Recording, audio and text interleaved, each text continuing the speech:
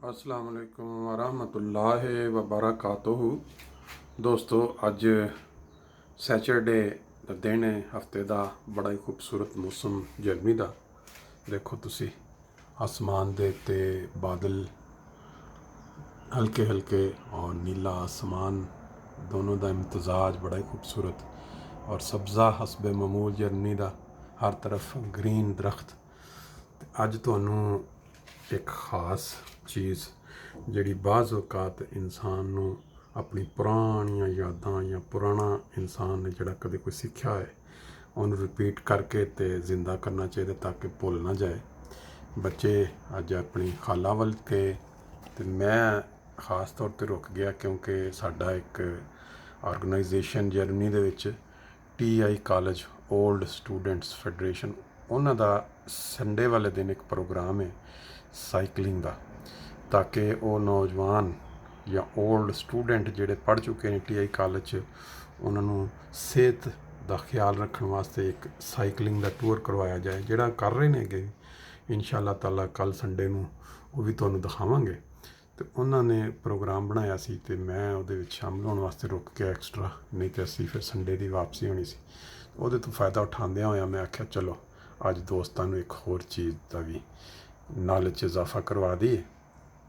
तुहानूं अज दिखाने कि किस तरह जिहड़े ने वलां वाले पराठे वो बनाए जाते हैं। वैसे तो ये कि साडे जिन्ने स्टूडेंट्स TI कॉलेज दे विच पढ़े ने पुराने हर फन मौला हर चीज़ बना सकते हैं, लेकिन बाज़ चीज़ां होंदियां ने कि इंसान एक नूं किसी को पता लगा हुंदा तो दूजे तक पहुँचा दे तो उसदा फायदा हो जाता है। जिस तरह हुण अज मैनूं अपना कल्लियां होंदियां फ़ायदा उठाने का मौका मिल गया कि चलो अपनी पुरानी याद ताज़ा कर लीए। उहदे वास्ते नॉर्मल चुल्हा नहीं लिया बल्कि यह वाला गैस वाला चुल्हा, क्योंकि ये उत्ते ज़्यादा अच्छा बनेगा। तो गैस जी इतनी जर्मनी च मिलते हैं बल्कि हर जगह तो होणगे, तुसीं अंदर लगाते जे इनू गैस का जो सिलेंडर तो इस जगह तो इनू जो ये हुण तैयार हो थोड़ा जहा पिछों दबा दिए तो ज़्यादा फिट हो गया। हुण इनू चीज़ करांगे कि बंद कर देंगे। उधर जिहड़ा ना अपना चूल्हे अपना मैं थोड़ा जहा पराठा कह रहा अपना पेड़ा बना के रखिया, इनू नाल वेलांगे फिर उहदे उत्ते किवें वाल पावांगे। वो मक्खन रखिया है वो किस तरह लगा के किवें पराठा तैयार हो के दही दे नाल या दाल दे नाल इंजॉय किया जाएगा। तो एनर्जी इकट्ठी की जाएगी संडे वाले दिन साइकिल चलाना।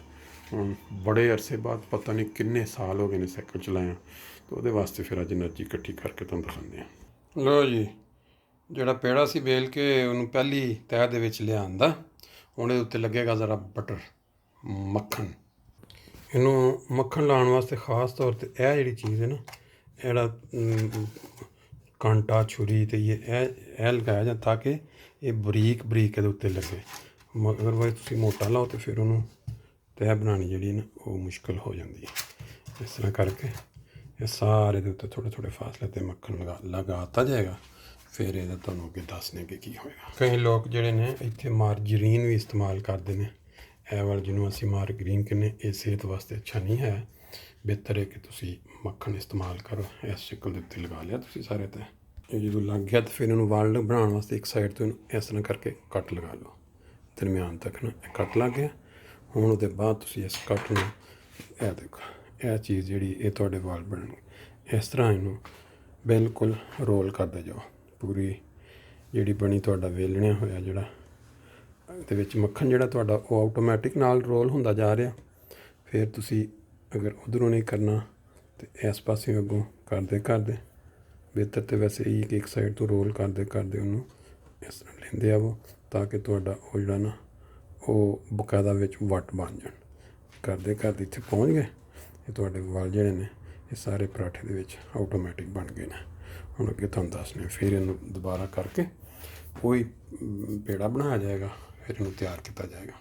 इसका क्रेडिट भी मैं दस दें किनू जाता जी, साढ़े एक दोस्त स्विट्जरलैंड होंगे सन बल्कि हजे भी ने निसार साहब, उन्होंने एक दफ़ा ये दसिया इसी तरीका तो असी भी अज बड़े सालों बाद वो फिर अमल करने का मौका मिल रहा जी। इस शक्ल च तैयार हो गया। हम इन्हूं दोबारा वेल के रोटी बना लवांगे, फिर इन्हूं पकावांगे हल्का हल्का उत्ते मक्खन लगा के, तो फिर जो टेस्ट बनेगा वो भी तुहानूं दसांगे। लो जी बेल के दोबारा पराठे की पहली शक्ल तैयार हो गई। इनू हुण इंशाल्लाह पकावांगे असी ते इस तरह ही अगों बाकी भी बनणगे।